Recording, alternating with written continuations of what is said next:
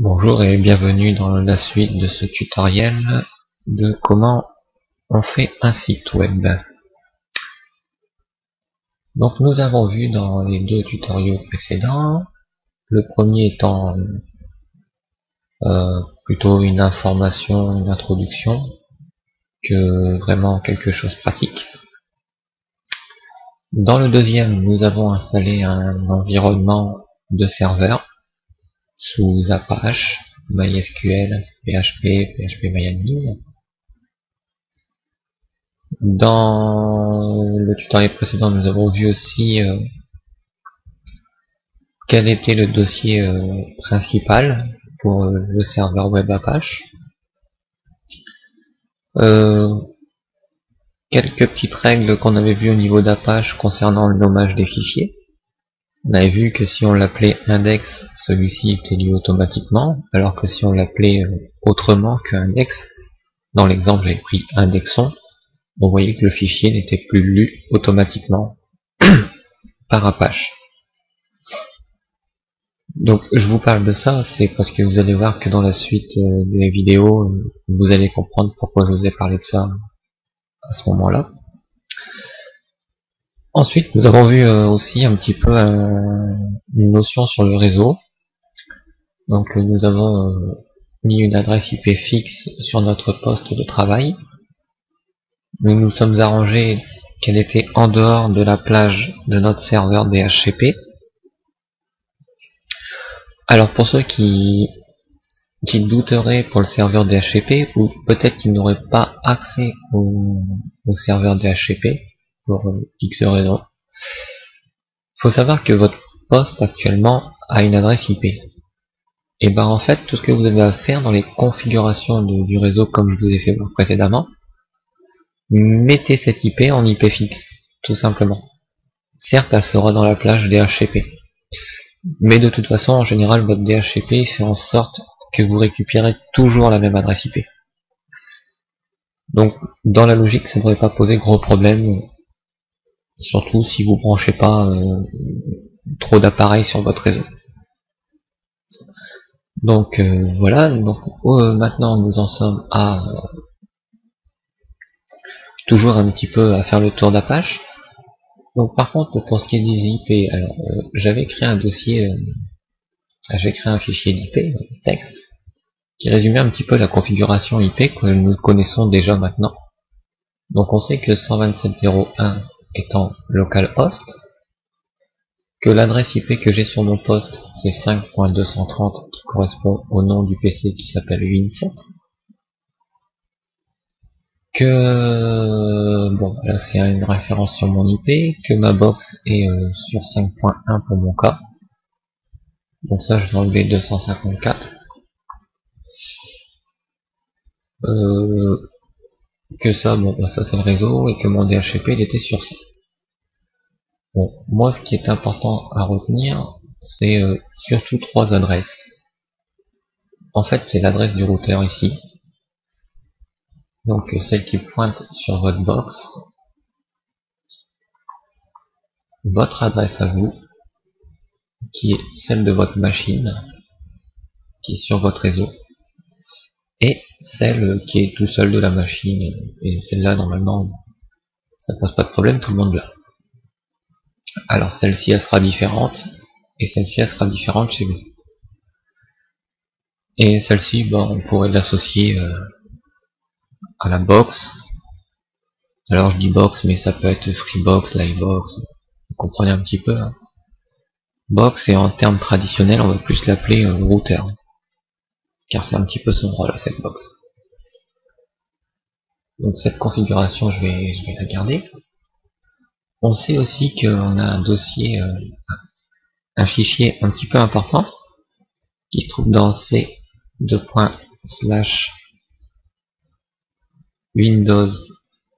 le dossier système 32, le dossier drivers, je crois qu'il n'y a pas de D majuscule, le dossier drivers, le dossier etc, et dedans on a un fichier qui s'appelle host. Donc ce fichier host, on a vu, il conserve des numéros d'adresse IP associés avec un nom. Alors, il faut savoir que ce fichier host, on aura certainement beaucoup besoin. On y accédera très souvent. Alors, ce que je propose, c'est de se créer un raccourci vers ce fichier host. Donc, pour ce faire, je sélectionne l'adresse que j'ai tapée, ou si vous n'avez pas tapé l'adresse, vous pouvez très bien aller dans votre ordinateur, aller dans votre disque dur C, dans le dossier de Windows, dans le dossier System32, dans le dossier Driver, dans le dossier ETC. Et ici, en haut, vous cliquez sur la zone blanche. Alors, si c'est trop court, bon, de toute façon, vous voyez, même si c'est trop court, on a toujours de la place pour cliquer dans la zone blanche. Donc, je ne dis rien sur ce coup-là. Donc, on clique dans la zone blanche. On fait un clic droit, copier. Ça, je peux le fermer, puisque je vais le réouvrir, de toute façon, vous allez voir. Sur le bureau, on fait un clic droit, nouveau, raccourci. L'emplacement, on colle ce qu'on vient de copier comme adresse. Sinon, vous pouvez très bien sur votre bureau faire un nouveau raccourci et aller chercher le dossier ETC. On fait suivant. Ici, on va écrire mon fichier host et on peut terminer. Alors, ça je vais réduire, ça aussi. Donc si je clique sur mon fichier host, vous voyez, il m'ouvre tout de suite l'endroit que j'ai indiqué, puisque c'est un raccourci, il n'y a pas trop de problème là-dessus. Et comme on avait vu dans ce fichier host, il faudra souvent l'éditer avec Notepad. Alors ça c'était dans la première vidéo pour l'installer. Et on voit qu'on a qu'on a actuellement 3 lignes. Donc vous, normalement, si vous n'avez pas fait de changement, vous avez que 2 lignes, que ces 2 lignes là, avec un dièse devant. Donc le dièse voulant dire que c'est un commentaire, et que du coup, ce qui est écrit, ce qui suit, comme là, ce qui suit le dièse, c'est pas pris en compte par ce fichier, c'est pas lu. Par contre, ce qui a été décommenté est pris en compte. Donc vous voyez que moi j'ai rajouté l'entrée de mon PC parce que j'avais cette IP là. Alors, pour être sûr qu'on soit tous sur la même longueur d'onde, moi j'avais choisi une IP au hasard. Mais vous pourrez très bien faire ça chez vous. Si vous n'êtes pas sûr de votre adresse IP, là je vais demander automatiquement et automatiquement. Je ferme. Il va se réidentifier, il va me attribuer des paramètres. Ici dans le menu démarrer, je peux rechercher programme fichier ou exécuter si j'ai exécuté. Donc si j'ai pas exécuté, souvent vous me verrez faire exécuter CMD. D'autres fois, vous ne me verrez pas faire exécuter CMD puisque j'utilise le raccourci clavier qui est la touche Windows plus la touche R de notre clavier. D'accord? Donc la touche Windows, c'est la touche qui a une espèce de drapeau entre Alt et FN la plupart du temps. Ou simplement, vous pouvez ici dans le champ rechercher programme et fichiers taper CMD. Et du coup, vous avez l'invite de commande.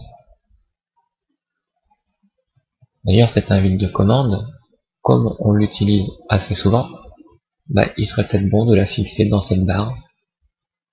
Donc pour cela, on fait un clic droit dessus quand il est lancé, et j'épingle de ce programme à la barre de tâches. Je vais le mettre en toute première position, puisque c'est pour moi le plus important. Donc dans cette invite de commande, je vais faire un IP config, pour connaître la configuration IP de ma carte. Et je vois actuellement, en adresse IPv4, d'accord, que j'ai 5.12, que le masque de sous-réseau est 255.255.255.0, et que la passerelle par défaut est 5.1. Donc tout ce que vous avez à faire, hein, ceux qui n'ont pas accès au DHCP ou autre, repérez ces trois informations. D'accord? L'IPv4, le masque et la passerelle. C'est les trois adresses dont vous avez vraiment besoin.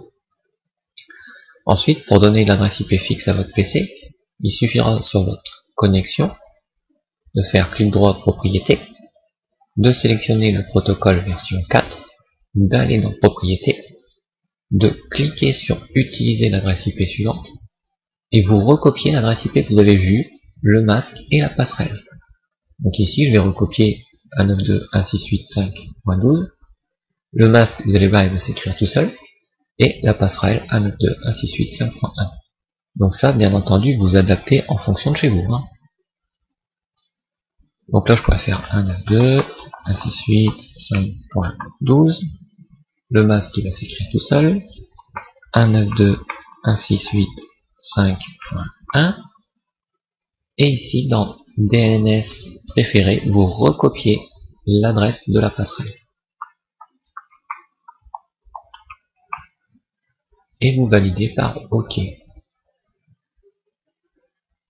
En faisant ça, donc là je pourrais désactiver et réactiver pour être sûr, mais en faisant ça, vous aurez toujours la même adresse IP. Vous voyez, si ici je refais un IP config, j'ai bien 5.12, donc ça n'a pas changé. Et j'ai toujours bien accès à Internet comme on peut le voir. Ceux qui ne changent pas l'adresse IP, ceux qui n'auront pas fait ce réglage, vous aurez ce problème suivant. Vous avez vu tout à l'heure, j'avais eu l'adresse IP 5.12. Imaginez que j'ai redémarré mon ordinateur entre les deux. Et qu'à nouveau je refais un IP config. Bon là pour l'instant j'ai de la chance, j'ai encore le 5.12. Mais il pourrait s'avérer que, pour je ne sais quelle raison, le serveur DHCP me donne une autre adresse IP. D'où l'importance de l'avoir fixé. Bon là vous voyez j'ai toujours de la chance. Ça se fera pas comme ça tout de suite, mais ça peut se faire sur un long terme en fait. Donc c'est pour ça que la fixer c'est bon. Alors par contre moi j'avais choisi une adresse IP un peu spécifique dans mon réseau. Ça je vais pas réexpliquer les adresses qu'on peut utiliser, il suffit de regarder le tutoriel précédent. Donc là je remets comme c'était, et sur cette partie je n'y reviendrai pas puisque je pense qu'il n'y a pas grand chose à dire. D'accord? Donc je suis juste revenu sur cette fois-ci. C'est pour ceux éventuellement qui n'auraient pas accès au DHCP. Là je vais vérifier qu'il a bien changé. Oui, j'ai bien récupéré, c'est un 230. Alors vous voyez, je vais pas retaper en fait dans la ligne de commande, il suffit d'appuyer sur les flèches haut ou bas du clavier. Donc là, vu que j'ai tapé qu'une seule commande, il m'en tape une, mais si j'en tape une deuxième, par exemple dir, voilà, il m'affiche le contenu du dossier. Si j'appuie en haut, bah, la dernière que j'ai tapé c'est dir, si je rappuie en haut, la dernière que j'ai tapé c'est config, si j'appuie en haut, comme j'en ai pas tapé, ça n'existe pas. Et je peux à nouveau redescendre en bas, juste avec les flèches haut et bas du clavier. Bon, on n'est pas là pour faire un cours sur DOS non plus. Donc ça, on ferme, ça, on n'y touchera plus. Et du coup, bah ici, en fait, ces deux adresses qui auraient été commentées, vous les décommentez, puisque on va les utiliser. L'adresse IP que vous aurez mis sur votre PC et sur votre carte, vous la mettez ici, puisqu'elle ne sera pas écrite, vous la rajoutez. Ensuite, pour ce qui est le nom du PC, alors ici, vous pouvez le connaître sur ordinateur, clic droit, propriété, et vous voyez le nom de l'ordinateur qui est ici. Donc vous adaptez en fonction du nom de votre ordinateur, vous le recopiez tel quel, à cet endroit-là, en faisant un petit espace entre les deux. Et vous enregistrez bien votre fichier host. Si vous avez un problème d'enregistrement de fichier host, je vous invite à revoir le tutoriel de la deuxième partie, qui vous explique un petit peu ce qui peut se produire, pourquoi vous n'y arriverez pas. Donc sur ce point, je dirais que c'est bon. Donc pour rappel, le serveur, je l'ai installé dans un disque dur à côté. Je l'ai pas installé dans le système. Donc ça, voilà. Tout le serveur est installé dans le dossier serveur. Comme on a vu, là on voit Apache, on voit MySQL, PHP, on voit le module PHP MyAdmin et le répertoire W dans lequel on avait mis juste un dossier de test, et un petit fichier HTML et un fichier PHP. Puis on s'était amusé avec les caractères spéciaux, voir ce qui pouvait s'y passer. Donc ici, pour le moment, nous avons vu un petit peu, comment dire, juste la façon dont on va utiliser Apache, mais pour l'instant brièvement, on n'a pas encore rentré dans les détails d'Apache.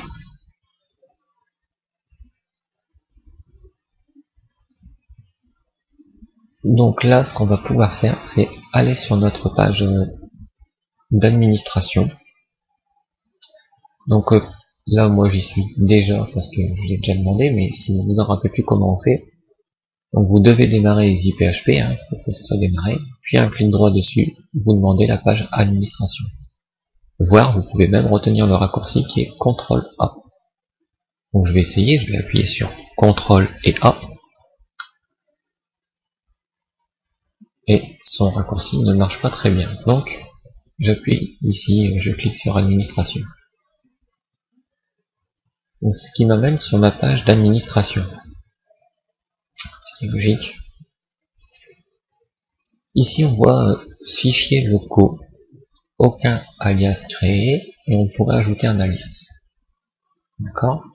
Ici, on a des modules. On a un module qui est PHP MyAdmin. Ici, on voit fichier portable, serveur W. Donc, on se rappelle bien que le W, c'est le dossier, comme on dit, racine, le dossier root de notre serveur web. D'accord? Un petit peu comme le C, le disque dur C et le disque dur de votre système.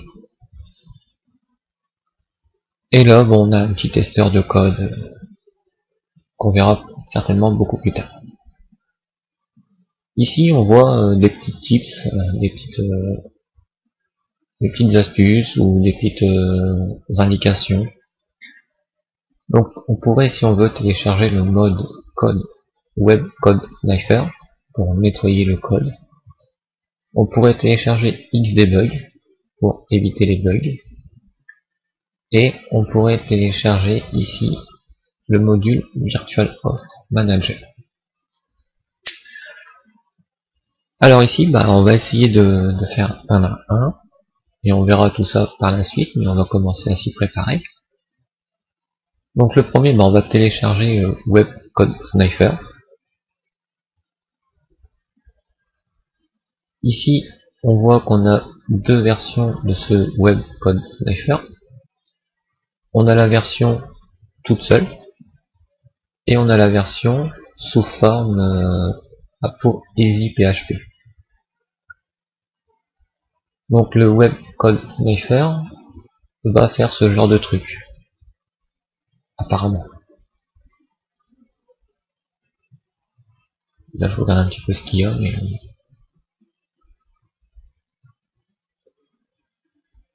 bon. Franchement, on va pas le prendre. Donc on peut fermer cette page, je vois pas trop l'utilité. Peut-être Xdebug, donc je vais regarder un petit peu ce qu'il y a sur Xdebug. Donc ici on voit au passage qu'on a le Virtual Host Manager. On voit qu'on a plusieurs modules, en fait on est bien sur EasyPHP. Et dans la section développement, et ici on va pouvoir y chercher plusieurs modules au besoin. Alors, là on était venu pour chercher Xdebug, donc on va prendre ce Xdebug.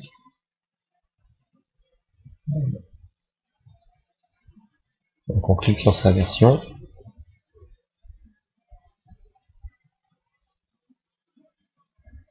Je patiente un petit peu.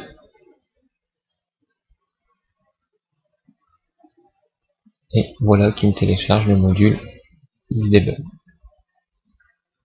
Je vais faire un retour en arrière. Et je vais aller chercher le module Virtual Host Manager aussi. Pareil, toujours en cliquant sur son numéro de version. Donc là, je vais enlever cette barre qui m'embête un petit peu. Donc, paramètres, si vous utilisez Google Chrome. Et dans les paramètres avancés, à un moment, il nous parle de la langue. Ici, dans langue, me proposer de traduire toutes les pages. Je l'enlève. Ce qui fait que ça va enlever le bandeau la prochaine fois que je reviendrai.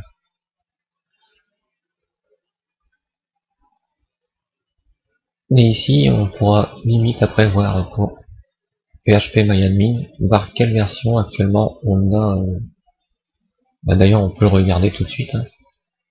Donc, ici, sur notre page d'administration, je regarde le module PHPMyAdmin, et ici, je vois que je suis en 3.5.2.2.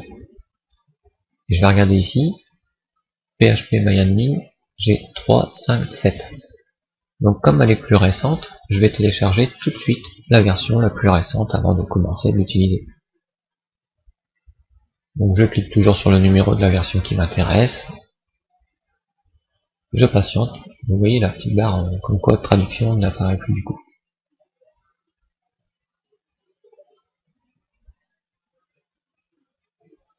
Donc voilà, nous voilà avec 3 installeurs. Donc ici on va commencer à exécuter le premier, donc le module Xdevelop. Donc si je voulais vous faire voir dans le dossier téléchargement, puisque tout va là-dedans. Ici je vais y faire un petit peu le ménage. Donc Safari je m'en servirai plus, Ninit c'est fait, ceci c'est fait, et EasyPHP c'est installé. Donc tout ça je peux supprimer, ça ne sert plus à rien. Et ici je vais installer un à un ce que je viens de télécharger. Donc le premier étant Xdebug que j'ai téléchargé. Donc je vais double-cliquer dessus, je vais exécuter, toujours en français. Je fais suivant, j'accepte le contrat. Et ici, l'assistant va installer Xdebug pour EasyPHP dans le dossier suivant. Donc là, vous voyez, je choisis le dossier Program File.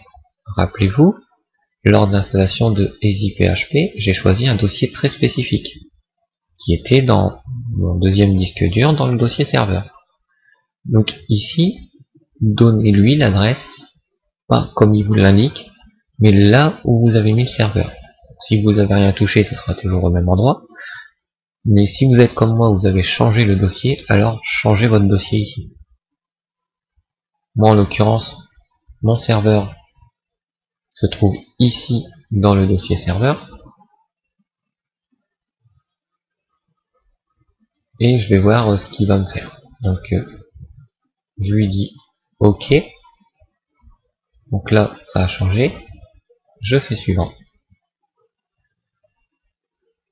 Donc là, je suis pas trop sûr parce que je me demande s'il va décompresser entièrement sur serveur ou s'il va comprendre qu'il y a un dossier qui s'appelle module dans lequel il mettra ce Xdebug dans ce dossier module. Au pire, on va voir ça et je vais consulter sur mon disque dur, donc sur EasyPHP Explorer. Là je vais dans mon dossier W, je remonte un dossier en arrière et je vois Xdebug, il me l'a mis ici. Bon, c'est pas que c'est pas bien, mais je pensais qu'il l'aurait mis dans le module. Ah bah il l'a vraiment mis dans le module quand même. Donc là-dessus on n'a pas de souci. Il s'est fait comme il fallait. Donc ça je vais réduire. Le Virtual Host Manager.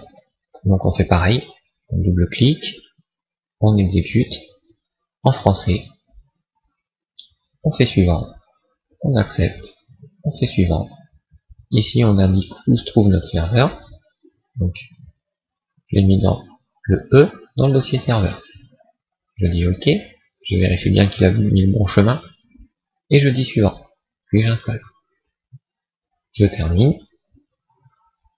Je peux éventuellement regarder ce qui s'est passé ici. Je vois qu'il m'a rajouté un module. Je continue avec le dernier, php-myadmin. Je double-clique, j'exécute, je dis en français, je dis suivant, j'accepte, je dis suivant, je donne le dossier de mon serveur, là où j'ai mis l'installation, je dis suivant, et j'installe.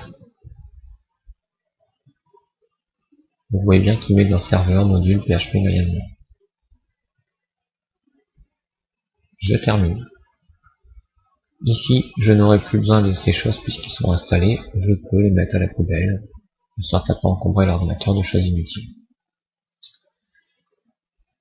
Ici, je peux fermer cette page, je peux regarder ici que je vois que php-myadmin a deux liens maintenant.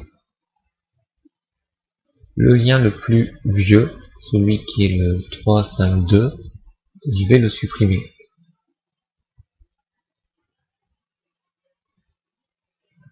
Puisqu'il ne me sert plus à rien.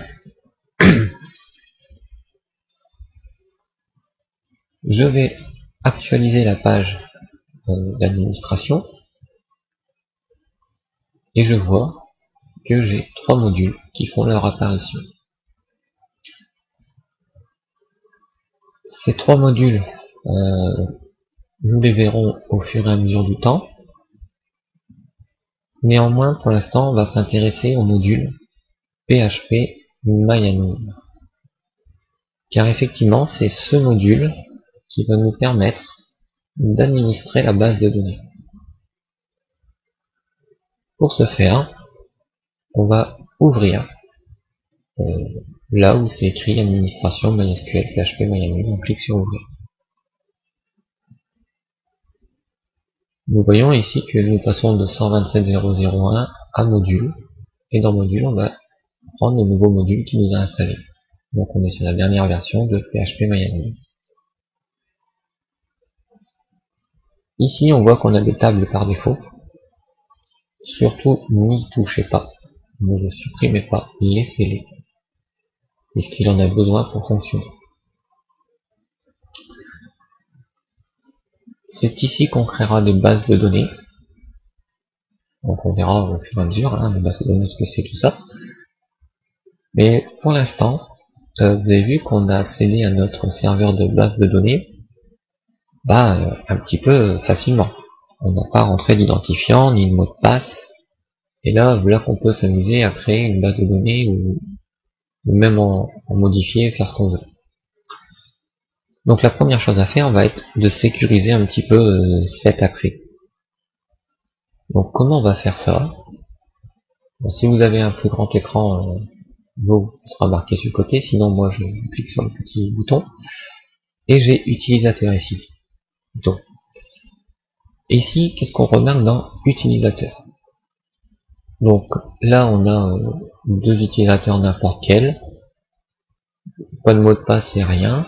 Là c'est en client localhost et là 1%. Les privilèges globaux c'est usage. Grant, c'est-à-dire avoir tous les privilèges, non. Je pourrais changer. Alors je vous conseille pas de toucher ces deux-là. Par contre en dessous, on voit qu'on a un qui s'appelle root et comme client 127.0.0.1, on connaît cette adresse. Un autre route sur 2.2.1, on la connaît aussi cette adresse. Et route sur localhost. Route n'a pas de mot de passe. Route a tous les privilèges. Et root, c'est en fait l'administrateur de la base de données. C'est lui qui a accès à tout. Donc ici, il serait bon de lui donner un mot de passe à ce fameux root, histoire de sécuriser notre base de données.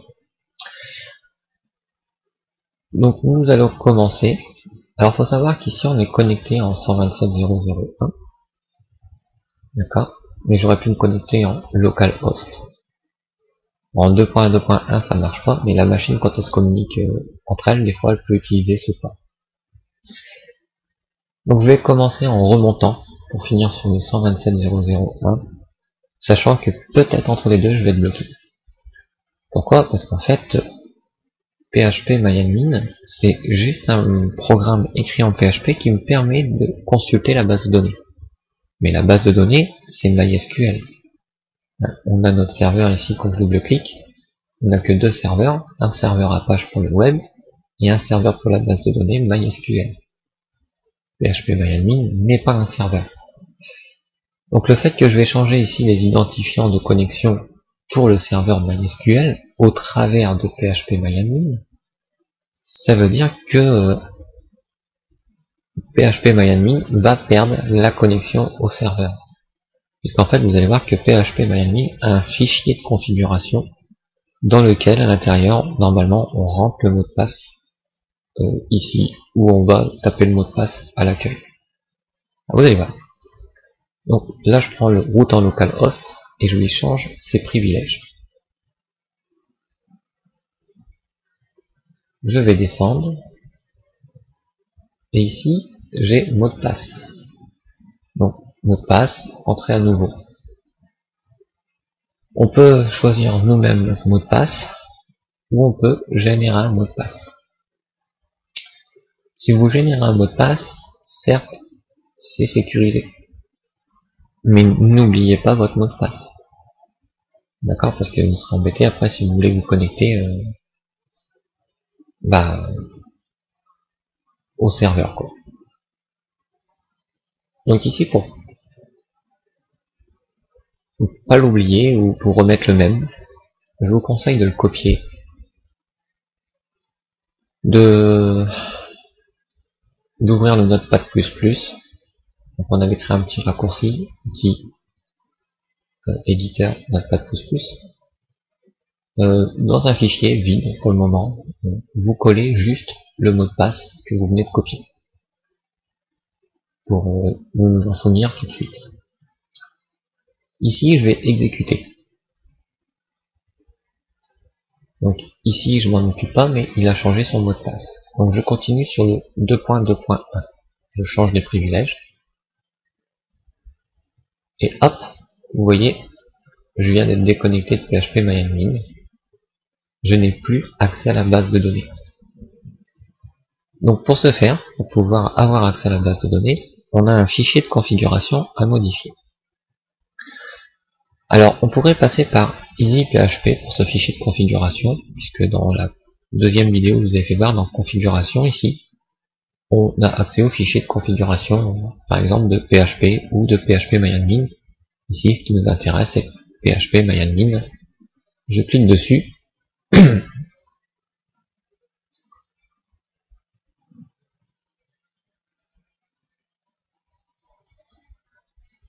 Et là, je vois qu'il trouve rien. Donc, c'est pas grave. De toute façon, quand il nous ouvre le fichier de configuration, les fois, la plupart du temps, il va le faire avec le bloc-notes. Et dans le bloc-notes, c'est pas très pratique de voir ce qu'il va nous faire voir. Donc c'est pour ça qu'on va le faire nous-mêmes. Donc allant sur notre serveur web, donc vous pouvez le faire ici, explorer, d'accord. Donc allant sur votre serveur web, dans explorer, vous serez ici. Donc vous retournez sur serveur, si vous l'avez appelé comme ça. Et comme ici, voilà, je vous disais, on va aller voir dans le module qui est php-myadmin. Et ici, on a un fichier qui s'appelle config-inc.php. Alors actuellement, mes fichiers PHP ne sont associés à rien. Donc je vais associer mes fichiers PHP à Notepad++ pour le moment. Donc je vais faire un clic droit sur config-inc.php. Je vais aller dans les propriétés. Et ici, dans s'ouvre avec, je vais modifier. Je vais aller parcourir mes programmes. Je vais aller dans le disque dur C, dans Programme File x86. Si vous avez qu'un seul programme file, ce sera que celui-là. Et vous trouvez Notepad++, et vous prenez le Notepad++ exe. Voilà, je valide, et je valide. J'applique, et je dis OK. Et tous mes fichiers PHP, ils ont l'icône maintenant Notepad++. Ce qui fait que maintenant, je double-clique sur ce fichier, et ça me l'ouvre dans Notepad. Alors, dans ce fichier de configuration inc.php, vous voyez comment ici il se connecte en fait. Donc on voit qu'il se connecte sur l'hôte 127.0.0.1. Il y a une connexion de type TCP. Il n'y a pas de compression. Il a une extension. Allo no password. Il est sur true. Alors true ça veut dire vrai, false ça veut dire faux. Donc ici, comme il autorise le non password, c'est-à-dire il autorise qu'il n'y ait pas de mot de passe, nous on voudrait lui mettre un mot de passe.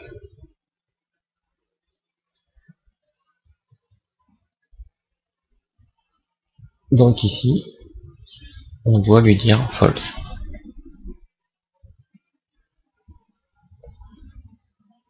Ensuite, je vais un petit peu plus bas.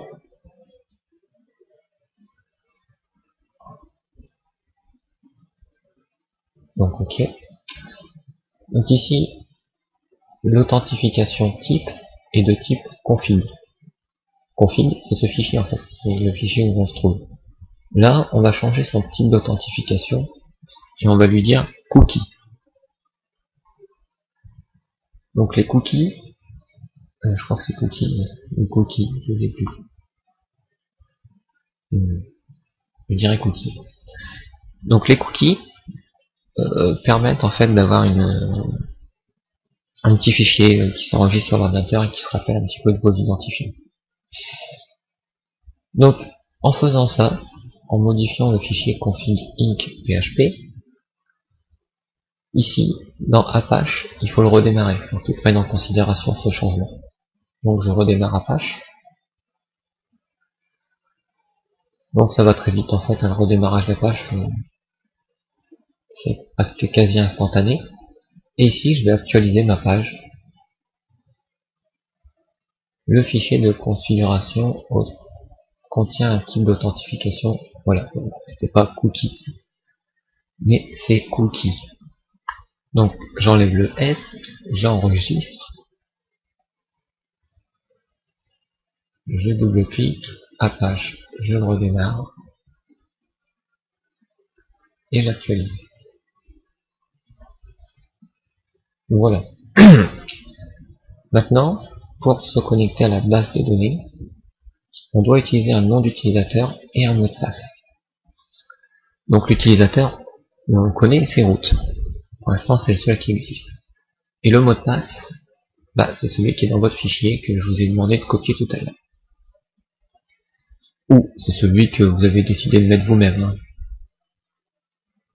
Mais je vous conseille d'utiliser cette méthode, c'est plus sécurisé, puis après c'est une habitude à prendre, en fait. Donc j'exécute. Et ici mon navigateur me propose d'enregistrer le mot de passe.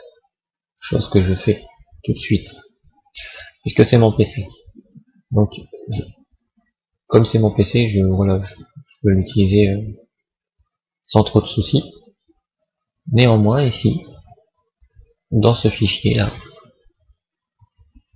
je pourrais marquer par exemple MySQL identifiant, voilà, donc root,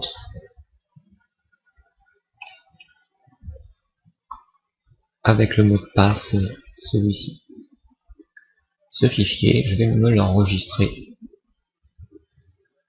Et ce fichier, je vais aller l'enregistrer au niveau de mon serveur. Et ici, on a un fichier configuration file, un dossier configuration file. Et on peut le mettre dedans. Alors, ça ne va pas nous poser de problème. Et là, on va pouvoir lui dire que c'est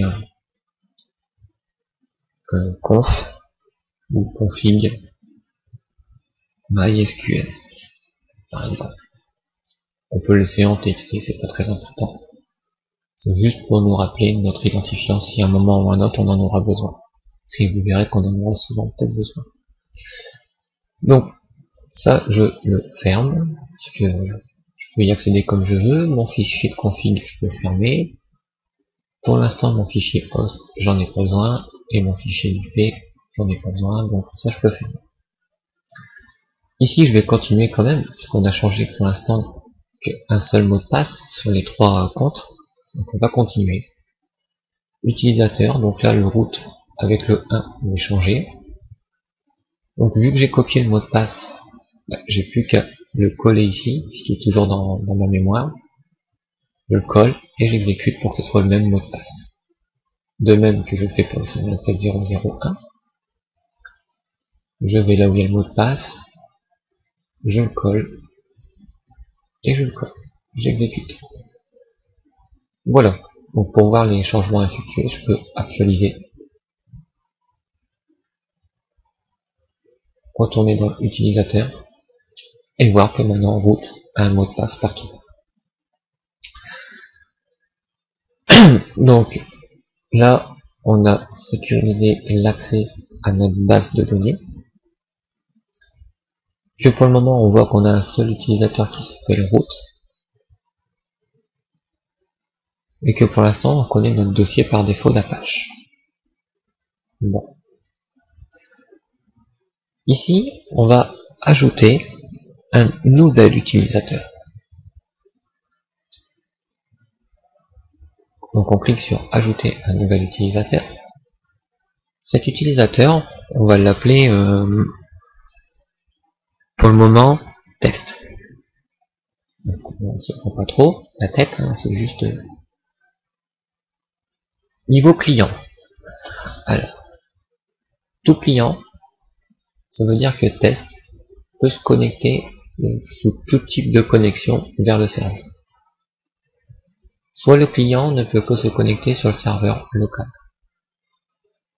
Soit il peut utiliser une table host, c'est-à-dire le fichier host que l'on a. Ou soit nous-mêmes on peut rentrer une valeur, comme 127.0.0.1. Donc en général on met toujours local, puisque on n'oublie pas que le serveur il est local. Le mot de passe. Là, ici pareil, on prend l'habitude, on génère un mot de passe. Donc là je suis en train de créer un utilisateur test avec un mot de passe compliqué. Je vais pouvoir utiliser mon dossier de stockage, donc serveur. Dans mon dossier de configuration, j'ouvre mon fichier config MySQL. Et ici, je crée un nouvel utilisateur test avec comme mot de passe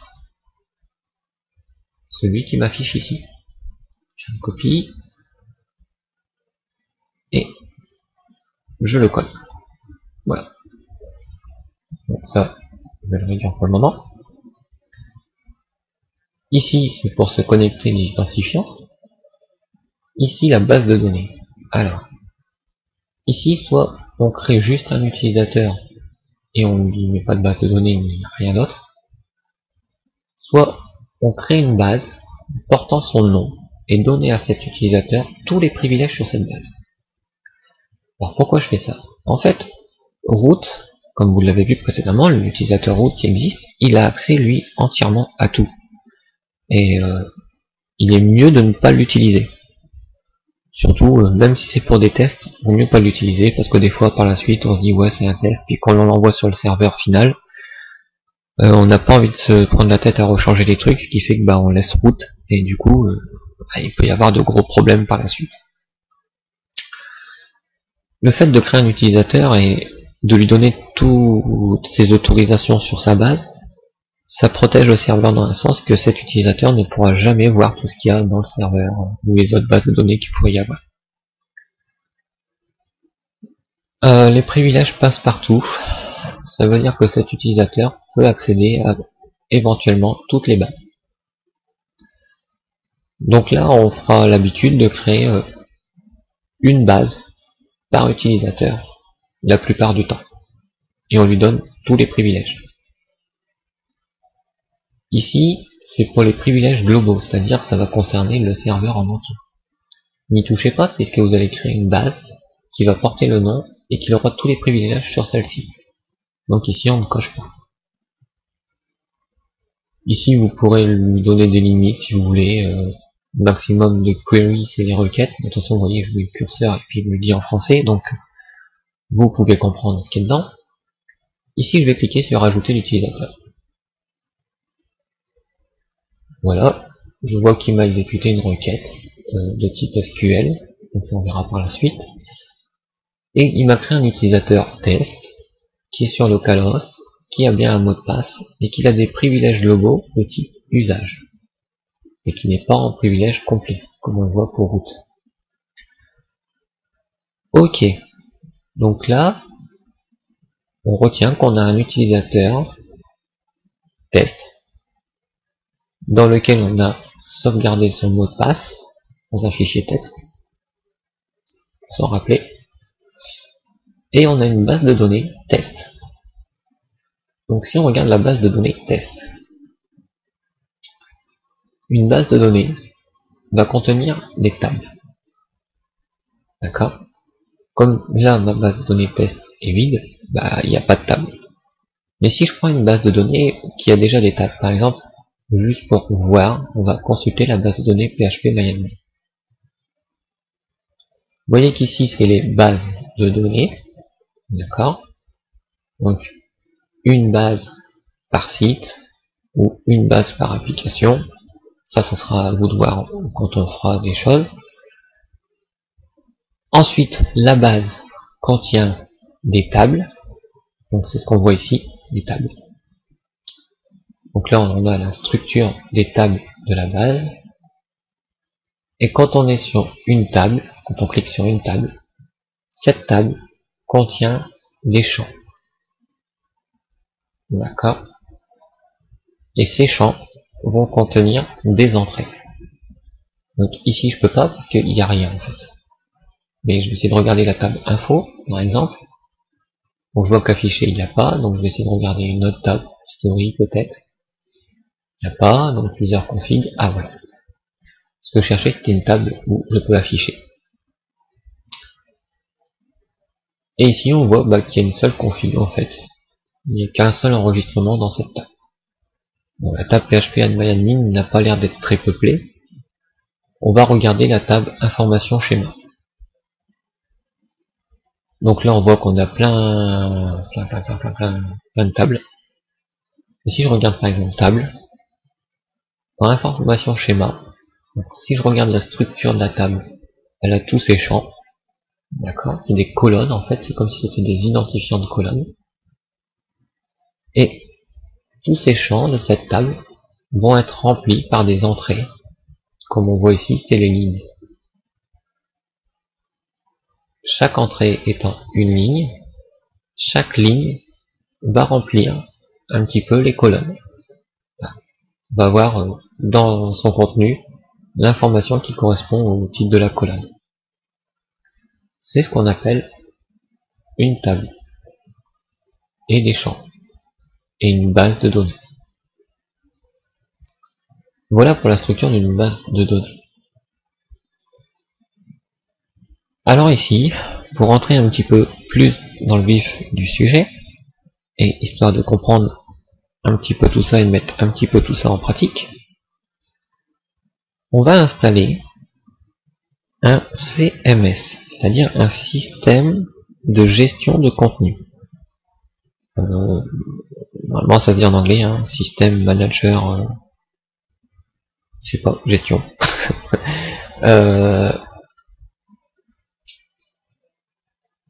Pour ce faire, pour installer ce CMS, on va l'installer dans notre répertoire route. Donc je reviens pas sur le terme du répertoire route, mais c'est le répertoire qui se trouve au niveau du dossier d'installation du serveur, le répertoire qui s'appelle www. Celui qui s'affiche dès qu'on tape 127.0.0.1 dans la barre d'adresse. Mais avant ça, on va devoir aller chercher ce que j'appelle ce CMS. Donc vous allez sur Google, ou le navigateur de votre choix, moteur de votre choix, comme vous voulez. Et dans un premier temps, on va installer un CMS très populaire qui s'appelle Joomla. Vous voyez comment je l'écris? Joomla. Joomla, vous prenez le site joomla.fr. Donc je clique, je me retrouve sur joomla.fr, et ici j'ai dans les versions stables la 2.5 ou la nouvelle qui est la 3. Donc comme c'est pour tester, on y va, on prend la 3.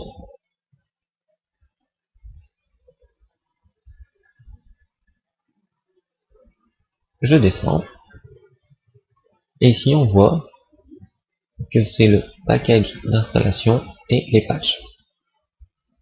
Et ici on a l'édition francophone. Donc on va télécharger l'édition francophone.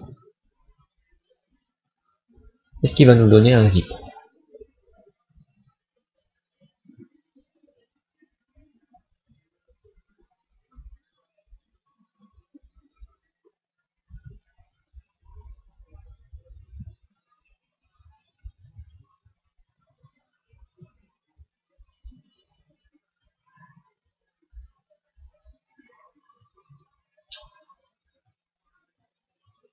Donc une fois ce zip téléchargé, nous allons l'extraire.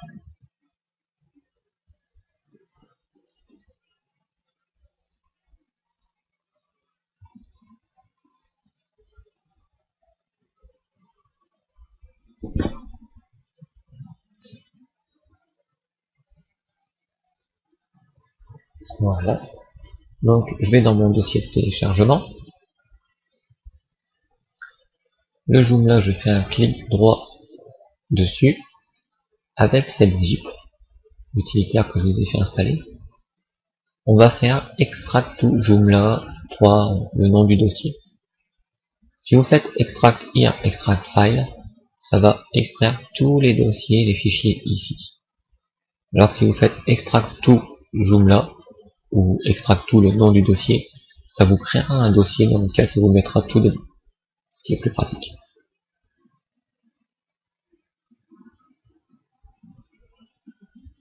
Donc, vous voyez bien, il me crée un dossier et dedans, il est en train de me mettre tout.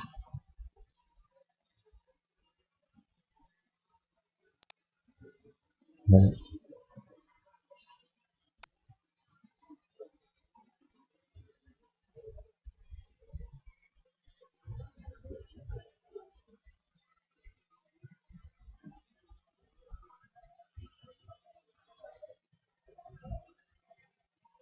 Donc, voilà.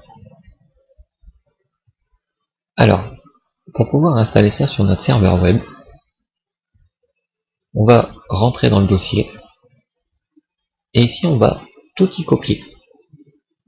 Donc on pourrait tout sélectionner, on va tout sélectionner du moins. On fait un clic droit et on copie.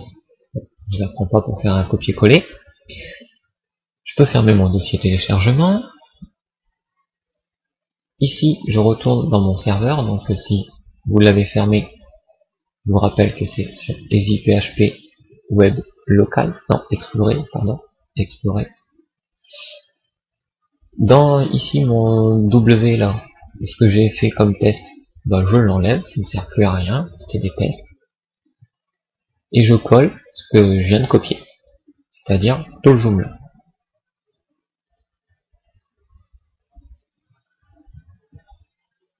Donc installer un truc sur le web, la plupart du temps ça va être comme ceci. Vous allez télécharger un ensemble d'éléments, un ensemble de fichiers structurés avec des dossiers, écrits dans le langage PHP la plupart du temps, et ces éléments vous les déposez sur votre serveur. Puis ensuite, via l'adresse du serveur, vous accédez à ces éléments. Et en fait, quand vous allez accéder à ces éléments, vous allez mettre en route Apache qui va commencer à décoder les fichiers PHP. Et c'est ce qu'on va appeler le processus au départ d'installation. Il va nous demander où est-ce qu'on doit mettre les informations pour ensuite pouvoir nous les récupérer. c'est dans ce sens que la base de données nous sert. En fait, la base de données va stocker des informations que le site va stocker, que les gens vont mettre sur le site, donc le site va les stocker dans la base de données. Et quand les gens demandent une information, le site va chercher dans la base de données les informations qui y ont été stockées et les affiche sur le site pour que le client puisse les récupérer.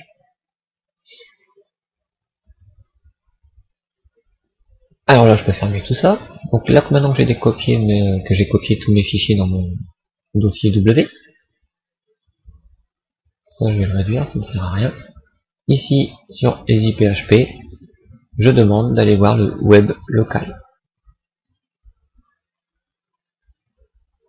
Et vous voyez ici que notre web local, tout de suite on est arrivé dans un dossier qui s'appelle installation, et que si on regarde, il existe fichier installation, donc si on regarde toujours dans Explorer, on a bien un dossier ici, installation, il nous dit qu'il est en train de lire le fichier index.php.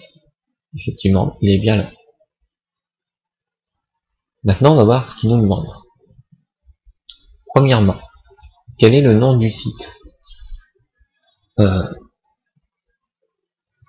Test, site, web. Bon, vous mettez ce que vous voulez.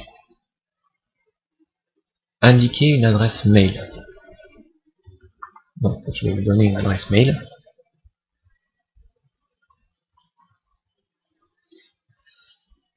Une description pour le site.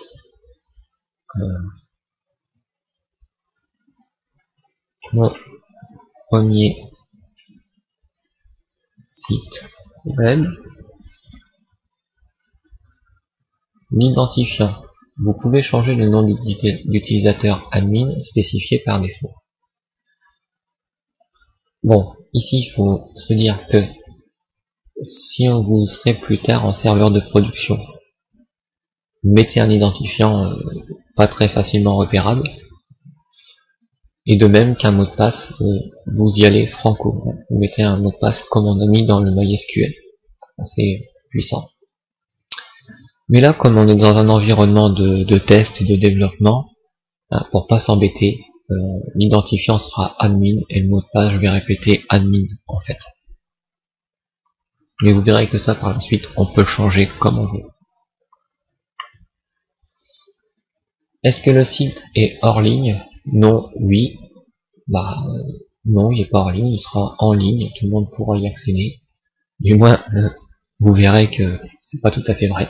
Mais pour l'instant, on est sur non. Une fois que ça c'est rempli, qu'il n'y a plus rien, on fait suivant. Ici, il va nous parler de la base de données. Donc il nous dit que généralement c'est une MySQL. Donc ça on pourrait le savoir aussi. Il suffit de faire un clic droit dans Administration. À nouveau d'aller sur phpMyAdmin, ouvrir. Vous voyez qu'il a retenu mon mot de passe de route, donc j'exécute.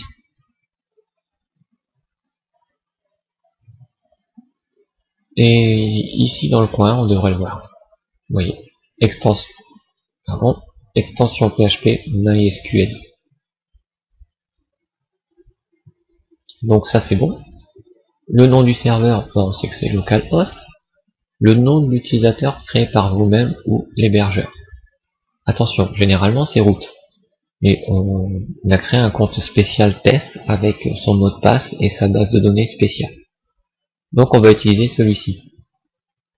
Donc j'utilise ce que j'ai créé précédemment, c'est-à-dire mon utilisateur test. Donc là je vais l'écrire. Le mot de passe pour cet utilisateur de test. Donc je vais le copier et je vais le coller. Le nom de la base de données, rappelez-vous, la base de données test pour l'utilisateur test, elle s'appelle test. Et comme vous voyez, pour l'instant, cette base de données, elle est vide. Donc, le nom de la base de données, c'est test. Alors, ici le préfixe des tables. Le préfixe est généré aléatoirement, mais peut être spécifié, 3 ou 4 caractères sont suffisants. Ici, comme préfixe, au lieu d'avoir un truc bizarre, on va écrire Joomla. Comme ça, on saura que toutes les tables qu'il va enregistrer ici, qui auront comme début de nom Joomla, bon, on sait que ça appartiendra à Joomla. Installation précédente. Seules les tables de même préfixe seront sauvegardées et seront renommées avec le préfixe back. Assurez-vous que ce préfixe ne soit pas utilisé par d'autres tables. Donc, pour l'instant, c'est pas notre cas, hein, on n'avait pas d'autres tables, donc on ne touche à rien ici.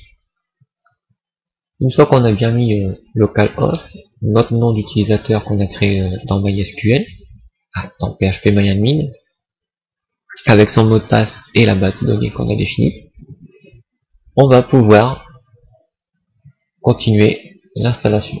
Donc, en haut, on fait suivant. Voilà, donc il a réfléchi. Il nous dit finalisation, type de site. Est-ce qu'on veut des données d'exemple sur le site? Des données d'exemple de type blog en anglais? Des données d'exemple de type blog en français? De type brochure, de type page d'accueil? Ou pour apprendre Joomla en français? Comme il vous le dit, l'installation des données d'exemple proposées est fortement recommandée pour les débutants. Effectivement, si vous installez le CMS tout seul sans données d'exemple, vous aurez les boutons nécessaires pour créer vos pages web ou vos sites web, mais vous ne saurez pas comment tout ça est organisé.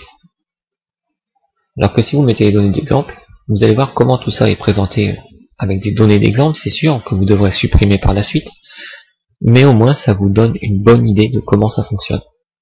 En général, quand on teste un CMS comme ça, qu'on n'est pas, on met les données d'exemple quand on peut, puis quand on doit le réinstaller par la suite pour un autre site, bon, on le met sans données, on l'installe brutement, puis après on peut recopier les informations de la base de données si on veut. Ça vous verrez plus tard. Donc ici je vais laisser par défaut le choix, donner des exemples pour apprendre Joomla en français. Donc vue d'ensemble, envoi de la configuration. Choisissez si vous souhaitez envoyer un email après l'installation des données de configuration. Alors, je pourrais dire oui, et du coup je la recevrai dans la boîte mail, mais bon, c'est pas utile, hein, puisque je suis là. Donc là on a un récapitulatif de la configuration. Bon allez, on va dire oui, comme ça on verra. Inclure le mot de passe dans l'email, non, surtout ne faites jamais ça. Et ici on voit le récapitulatif. Afficher les erreurs, c'est activé. Output buffering, c'est activé, mais ça on verra par la suite. Donc ici c'est bon, on a ce qu'on veut. Et du coup je vais cliquer sur installer.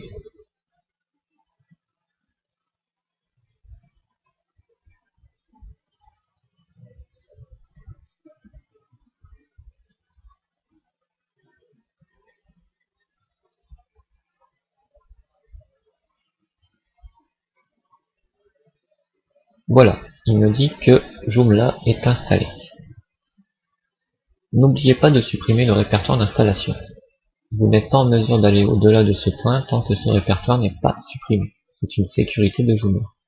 Effectivement, si on redéclenche le script d'installation, c'est-à-dire si on enlève là, qu'on recommence l'installation, le pirate ou la personne qui connaît votre site et qui sait que c'est Joomla et qui sait qu'il y a un dossier installation, pourrait s'amuser à redéclencher l'installation à votre insu.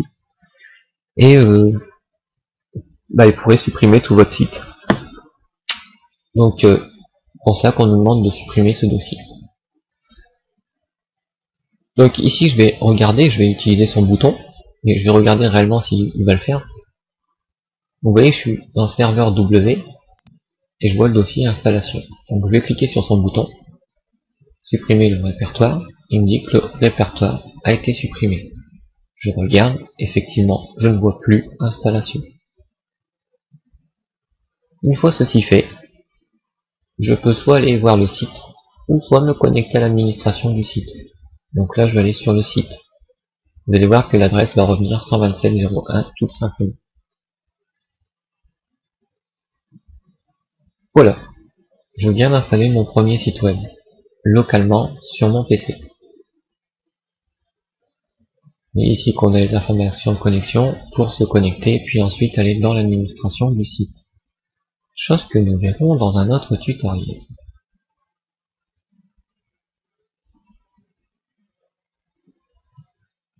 Donc là par contre, un point que je n'ai pas parlé, c'est l'email.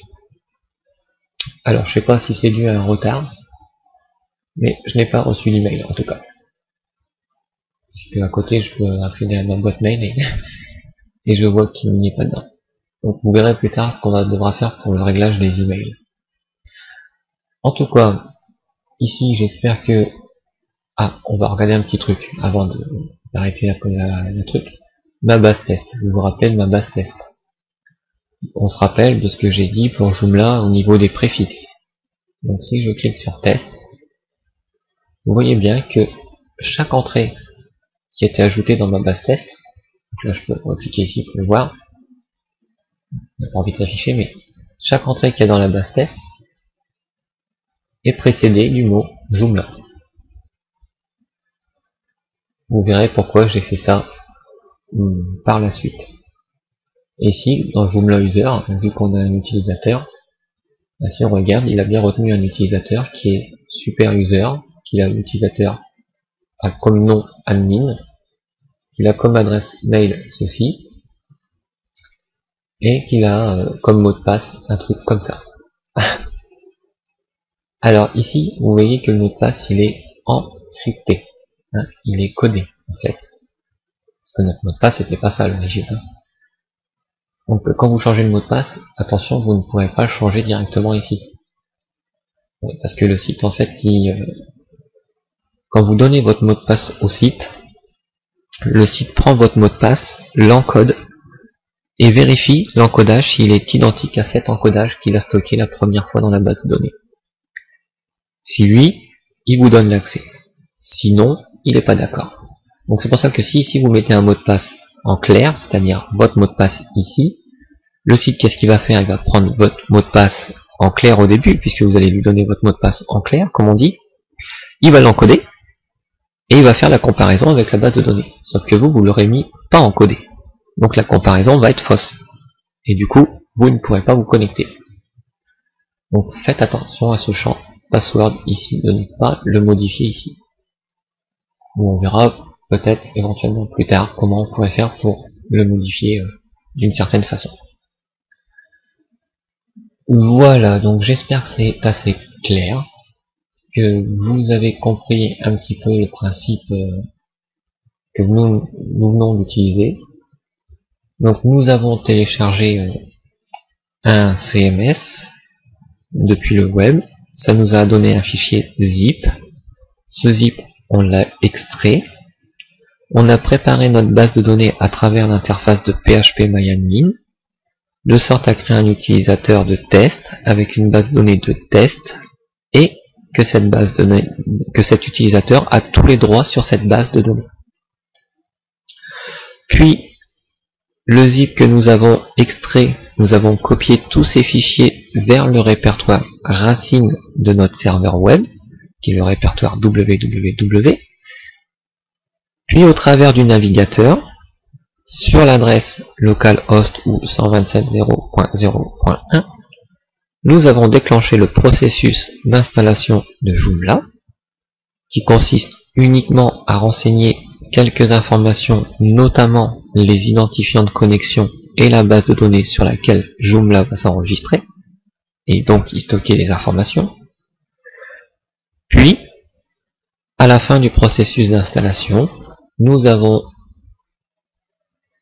notre site web de test en place. Ici, nous ne serons pas là pour faire le parcours du site web dans le prochain tutoriel. Néanmoins, vous verrez que on peut très bien accéder à l'administration du site. Ici, que le mot de passe et l'utilisateur, on avait mis admin.